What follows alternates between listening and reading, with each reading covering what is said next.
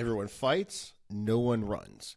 Welcome to the Kill It podcast, where I, Christopher Bob Roberts, explain how I became healthy, wealthy, and happy by being ruthless with my friends, family, customers, and especially myself. And today we are going to talk about the difference between multitasking and multi-purposing. Now, there are probably some people who don't even know what multitasking is, which is funny because at one point it was considered the epitome of efficiency. However, it has fallen out of favor recently. The idea is basically you could get a lot done if you do a lot of things at once, and it kind of does make sense. If I were to listen to a language learning tape while on the treadmill doing my cardio, and I've got my phone in my hand and I'm doing my to-do list or planning something or answering messages, you are getting three things done at once. Okay, that's true. But like I said, multitasking has fallen out of favor recently because you're not doing a very good job of any of that. You are not really paying attention to the language tape you're listening to. You're not getting a really intense workout, and you're not really putting much thought into whatever you're doing with your phone. It would make a lot more sense for you to get a vigorous workout and just concentrate on the workout, to concentrate on learning a language, and to concentrate on just answering messages or working on whatever list on your phone 3 separate times, because you would get a lot better work done as opposed to half-ass kind of thinking about 3 things at once and not really doing a good job of any of it. Now, I do not like multitasking for that purpose, but I do like something that I call multi-purposing.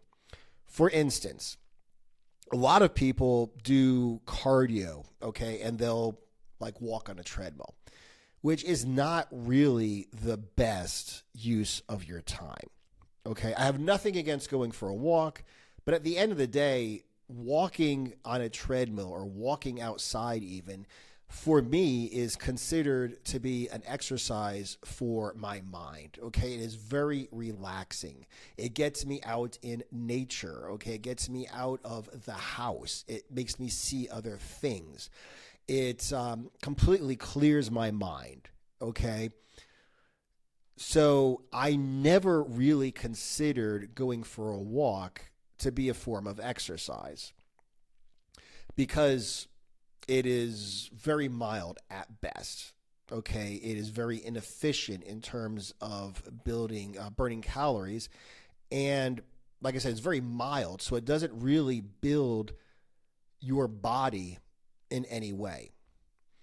Now, let's consider what I do for cardio these days. These days when I do cardio, I do high intensity intervals, okay? So I'll generally do some sort of plyometric exercise, and I'll always do burpees, and I will do them for 10 reps on, 30 seconds off.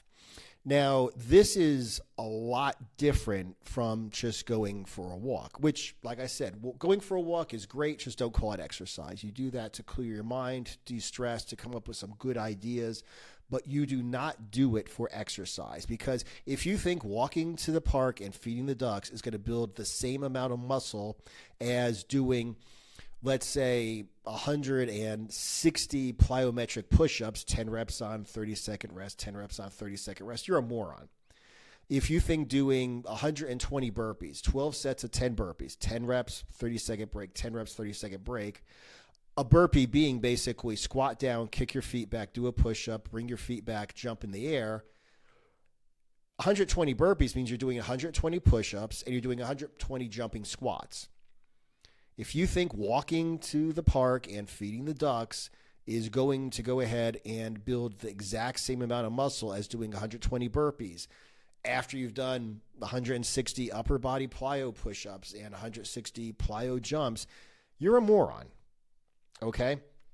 Another thing is, like I said, you're not really exercising when you're walking. Okay? You're not burning a whole lot of calories because you're walking at a slow rate and you're walking mostly flat.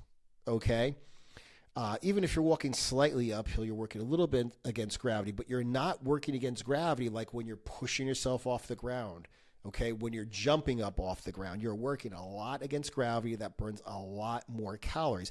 So by doing this type of exercise, it is monotasking. Okay, you are not doing more than one thing at the same time. You're just doing one form of exercise at the same time, but you're working on your cardiovascular endurance. You are increasing your muscular size and strength by working against gravity, doing explosive push-ups, burpees, explosive jumps. So you're building muscular size and strength and cardiovascular. Because you're doing 10 reps, 30-second break, 10 reps, 30-second break, you're not just building your aerobic, you're also building your anaerobic energy system, which means your ability to go from 0 to 100, kind of like sprints, okay? You're doing 10 reps as hard and as fast as you can, taking a short break. So you're teaching your body to go from 0 to 100 full force, and then in the 30 seconds to recover so you could go again full force. That's really the way that most people operate, okay? If you're any kind of a combat situation, you need to explode, throw a flurry of punches, try to take somebody down, try not to be taken to the ground, et cetera, et cetera, et cetera. Run towards somebody, run away from somebody. In general, unless you're going for a walk or a slow jog, you are using your anaerobic system anytime you have to perform physically. So it makes sense to go ahead and train that, okay? Another reason why I like to do this sort of explosive interval cardio is because it sucks. It really, really sucks, okay? When you do plyo push-ups, plyo jumps, burpees, et cetera, your heart and lungs are pumping. You're also getting a pump in the muscles of your chest, your triceps, your legs, your lower body. Your whole body is getting a pump. Your heart's pumping, your lungs are pumping, and your muscles are pumping. They're burning with lactic acid. First reason, okay, I like that because that's the reason why I'm building muscular size and strength and explosiveness and anaerobic endurance, etc. But another thing is it just sucks. It really sucks to do this workout. So I'm training my cardio, I'm training my strength and size of my muscles, I'm training my explosiveness. I'm also training my mind. I'm training my nut sack by doing an exercise that is extremely difficult. Okay? For instance, I remember hearing quite some time ago about Tony Robbins. He says that in every house he owns, he's working on being a billionaire now, so he owns several houses. In every house he owns, he has a cold plunge. And he says it's not because of some health purpose or it's going to make him live to be 1,000,000 years or it's going to give him some superpower. He likes to wake up in the morning and do something that he does not want to do. The reason he does the cold plunge is because he doesn't want to jump into cold water. He does it anyway, and it sets the stage for the whole day for him. I don't have to do a cold plunge and monotask, okay, because I can multi-purpose my really difficult cardio, okay? I can multi-purpose my cardio because that's something I don't want to do either. When I'm done, I'm glad I did it. I'm proud of myself that I did it.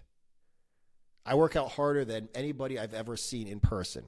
I'm not saying I'm the baddest man on the planet. I'm just saying I work out very hard.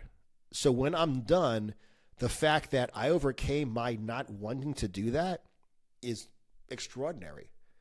The endorphins that I feel from having done a workout like that, I mean, I'm on a runner's high. I just feel really good when I'm done with that. So once again, I build my character doing something I don't want to do. Like I said, Tony Robbins does a cold plunge. I do burpees and plyo intervals. Okay? Someone else might sit on his ass and watch TV and eat potato chips and get a dopamine rush by doing that. I get an endorphin rush by having finished that workout, thinking back and like, damn, you really, really earned it today. You really, really did something worthwhile today. Okay? And I feel physically high having done that. Okay? But once again, it's multi-purposing because I actually built my body up and feel good as opposed to somebody who sits on his ass eating potato chips, watching Netflix, playing video games, thinking he's feeling good and he's really killing himself. So that's basically what I suggest that you do. I suggest that you monotask, okay, as in you only do one thing at a time. However, I also suggest that you multi-purpose. How can I do one thing, perform one action at a time that will have multiple different effects? I will get multiple different benefits, even though I'm mono, not multitasking. Another example would be something that I enjoy doing a couple times a week, as often as I have time for, actually, is some shadow kickboxing or kicking a heavy bag around. I really enjoy that. Now, all I'm doing is just kicking the bag around. I'm not even listening to music. I'm just concentrating on my movement. I'm doing it once again in intervals, okay? I might do a minute on, I might do 30-second break, I might do 30 seconds on, 15-second break. Okay, it depends. But the bottom line is I'm just concentrating on slamming my fists, feet, elbows, knees into this bag. I'm just concentrating on moving around, shuffling forward, shuffling back, sidestepping, circling around, getting my footwork right. Now, when I do that, I'm getting the cardiovascular benefits, okay, from raising my heart rate like that. And that's a good thing. But I'm also completely concentrating on my movement. So it's literally like a form of meditation in motion. I could sit down and meditate and just try to clear my mind and be quiet for 20 minutes, or I could do this for 20, 30 minutes. Now, in both ways, I'm quieting my mind. I'm not thinking about anything but sitting in the corner, trying to calm my mind. I'm not thinking about anything but, am I pulling with my front foot? Am I pushing with my rear foot? Am I twisting? Am I hitting this properly? Okay, am I hitting and not pushing? Am I folding the bag instead of pushing the bag away? I'm just concentrating on what I'm doing. I'm clearing my mind. But unlike sitting in a corner and meditating, I'm actually increasing my cardiovascular endurance. If I can stand with one foot on the ground at 50 years old and throw my foot up in the air, practically doing a full split, kicking up above my head, I'm not saying I'm necessarily going to do that in a street fight or if I have to defend myself or someone else, but if I can stand on one foot and kick my other foot up and damn near a complete split, I have the balance, the agility, the explosiveness, the mobility, the flexibility to not have to worry about being one of those people anytime soon who walks around in Walmart who cannot stand up straight because he has no flexibility, no balance, no agility, no mobility. Okay? If I do have to defend myself or someone else, me slamming my elbows and my knees into that bag are certainly going to come in handy. So, once again, what am I doing? I'm getting a light cardiovascular workout and I'm calming my mind. But at the same time, I'm also improving the quality, if not the length of my life by maintaining explosiveness, agility, mobility, flexibility, balance, etc. And I'm also increasing my ability to hurt someone trying to hurt me or someone else. It's one thing I'm doing. I am monotasking, but I am multi-purposing. So I'm doing one thing, but I'm getting multiple benefits from it. Or, like I said, I could also do 20, 40 minutes of meditation and 20, 40 minutes of cold plunging and go for a walk and do this and do that and get all these benefits at the same time. Or I could literally get them all at the same time. I could literally do one action, okay, one workout that will get me multiple benefits. And that is the real way that you multi-purpose. You monotask, but you multi-purpose, as opposed to trying to multitask and doing several things very badly at the same time instead of doing one thing and getting several benefits from it. So Don't forget to subscribe to the Kill It Podcast wherever you prefer to listen to podcasts. And make sure you go to ChristopherBobRoberts.com where you will find links to every platform on which the Kill It Podcast can be found, as well as links to all my social media accounts, all my digital courses, and an application for my one-on-one coaching. Check out the Brotherhood of Beasts, my group coaching program, on brotherhoodofbeasts.com. And aside from that, thanks for listening, and I'll talk to you guys again in the next episode.